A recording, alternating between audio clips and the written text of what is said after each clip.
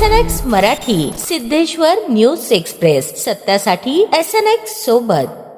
महाराष्ट्राचे लाडके माजी उपमुख्यमंत्री, संघर्ष योद्धा, कैलासवासी अजितदादा पवार यांच्या आकस्मिक निधनाने संपूर्ण महाराष्ट्र शोकसागरात बुडाला आहे.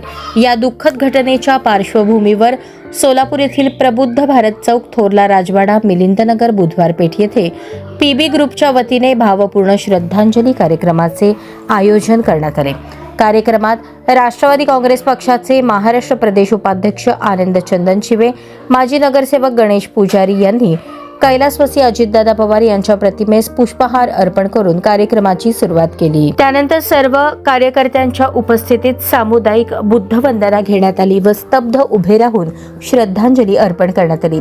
यावेळी राष्ट्रवादी काँग्रेस पक्षाचे महाराष्ट्र प्रदेश उपाध्यक्ष आनंददादा चंदनशिवे, पक्षाचे सचिव चंद्रकांत सोनवणे, सचिव इरफान शेख, नगरसेवक गणेश पुजारी, श्रीमंत जाधव, गौतम नागटिळक, ॲडव्होकेट विशाल मस्के, शेरा मुकाशी, किरण साळवे, पवनकुमार मंडेपोलू यांनी आपल्या भावना व्यक्त करत लाडक्या नेत्याला आदरांजली अर्पण केली.